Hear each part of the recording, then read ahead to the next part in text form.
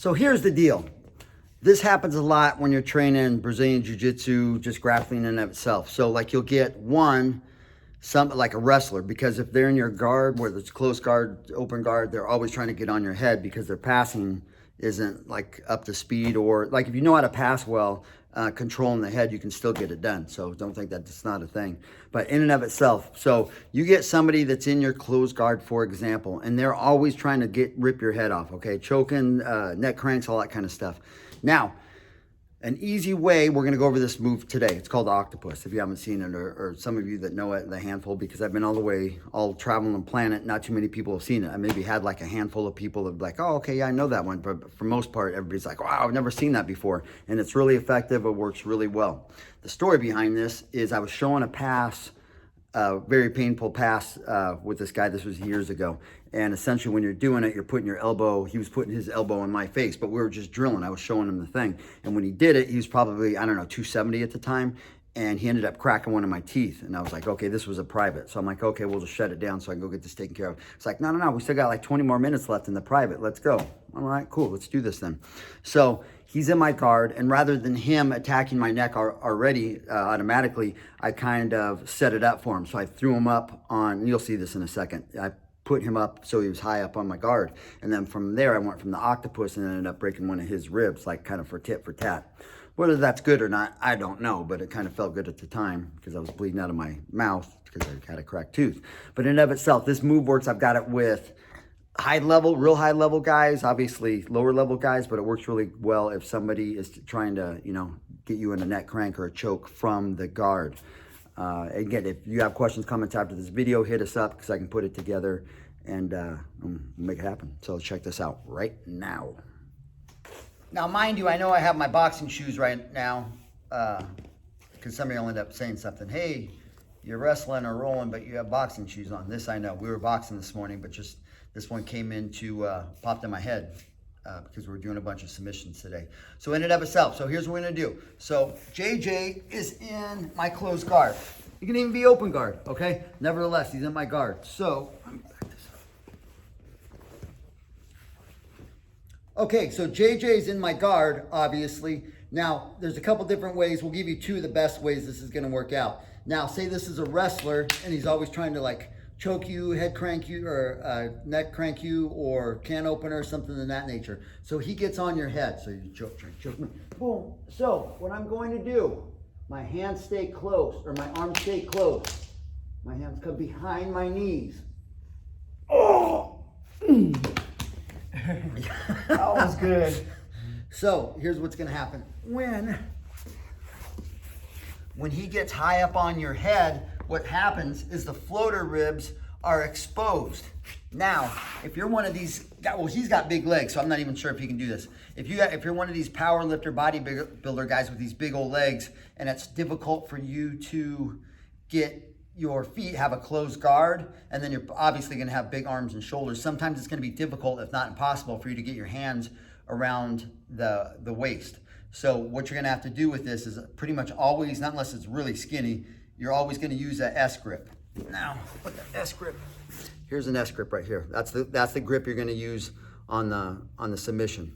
Now, because I used to weigh 302 when I first started this whole journey training. Now I'm down to like 180, so it's fairly easy for me to wrap my arms or legs around somebody. But way back in the day, I couldn't do this because there was too much of my legs and chest and arms in the way. But here's all you're doing. So we'll do this again with JJ. So somebody's in your guard, or you said it, JJ. So when they come up, I'm still keeping my legs closed, okay? My knees, the inside of my knees are gonna be on your opponent's floater ribs, okay? They're gonna be very low on the ribs. So as he comes, boom, just follow him. Don't just have your legs closed. They don't have to be like extremely tight or anything like that. Just keep them closed, okay? Because if they're squeezing too much already, one, if this goes sideways and you don't get the submission, if they defend it, and I'll show you the defense for this, you can take their back fairly easy. So, but just keep your legs closed. It doesn't have to be anything crazy. So as they go to the head, just follow them there. Once again, the inside of your knee is on their floater ribs. From there, this is very important because everybody will be like, I have a bunch of people, no, I did it exactly how you showed me and I couldn't finish the submission. And then I ended up watching them and they did it wrong. And they're like, oh, okay. So When they get up here, you go behind the knees. It won't work if you're in front of the knees. It's got to be behind the knees. Now, at that time, your arms and legs both extend, okay? They both extend. One there, your arms extend and your legs extend. Boom, but your hands have to be behind your knees. So let's go over this again. So we're here. Now he goes to attack, neck crank. So your hands behind the knees. Okay, now that obviously is if they initiate and go to attack your head. Now I'm gonna show you a different way to set it up, which is very easy to get the same result off the submission. And that's just if what I'm gonna do is make a Y with your hands. You're gonna come underneath the armpits and pull them up on top of you. Okay, as you do, you're still gonna keep your legs closed. So as soon as you pull them on top of you from the armpits, you're directly gonna go behind your knees. So 1, 2. So I'm here, say if we're just normally wrestling whatever here, I'm gonna come here. Now, not only am I using my arms to bring them up, I'm using my legs, my lower torso, boom. So they all go at the same time, boom, boom, bang.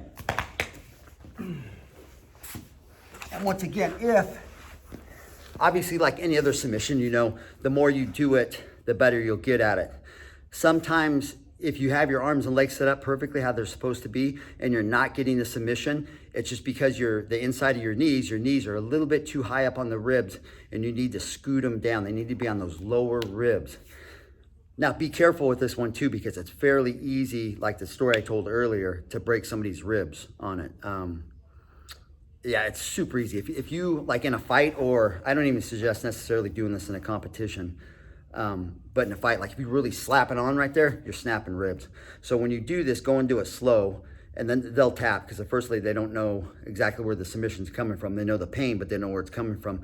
So a lot of people won't know how to get out of that. We'll make another video after this on how to get out of the submission in and of itself, but just work on setting it up, go slow. Obviously, the smaller the person, the easier it's gonna be. If you have like a 300 plus pound or 250 pound person in your guard, it's not gonna be the easiest for you to finish, because that means their waist is big. But then I've got other submissions for there. But this octopus submission works really well. Like I'll hit it 9 out of 10 times. And if I don't hit it, it's just because I was probably being lazy or something. So I'm gonna have JJ do it to me right now. Have you ever seen this? Yeah, he's never seen it. He's never done it before right now. So that you'll get a bird's eye view of somebody that's never done it before. So check this out.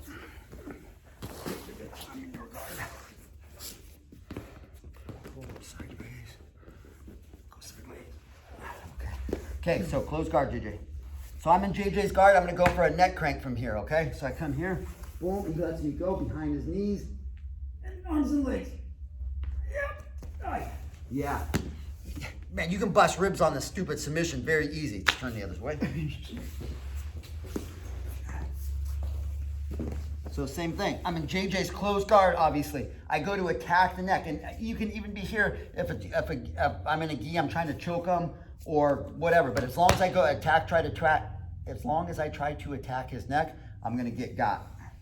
Boom, boom. Yep. Now, say this time I'm gonna go for a choke. I'm gonna go for an Ezekiel choke. Regardless, he'll still win. I've never seen anybody, because I mess with it too, trying to attack the head before this, because he'll end up breaking something before I can put him to sleep.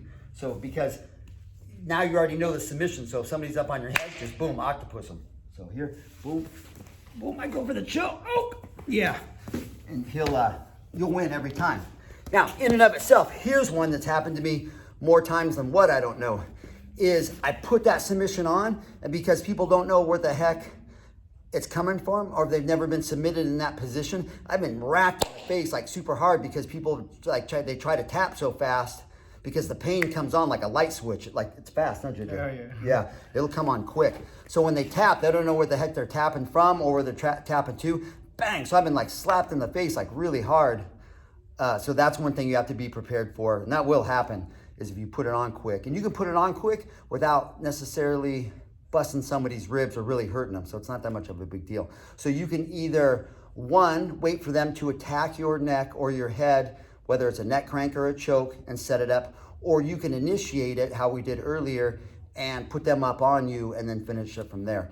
Now we'll make another video on defense, but just get this offense down to it and just practice it. Be real gentle with it, and you'll do good with it. What do you think about that? The submissions. It hurts, yeah. And most all the submissions we do, whether it's like, say for example, a blood like a carotid choke or pain compliance, everything we do pretty much hurts. So you'll definitely keep your attacker or your opponent or your sparring partner, even if it's just like a friendly, like a class setting or whatever, like it can be physical or whatever. So they're always going to be on the defensive because everything you do is going to be painful, putting it on them. So that's the name of the game with that. But after this video, if you have questions, if you have comments, if something didn't make sense, or I don't care what it is, what the heck you want to know, where JJ got his devil dog shirt, we'll put you into play with that one. But hit us up and put questions, comments in the links, subscribe, all that kind of crazy stuff, and we'll keep putting out videos. But until then, for right now, if you didn't know, Now you know.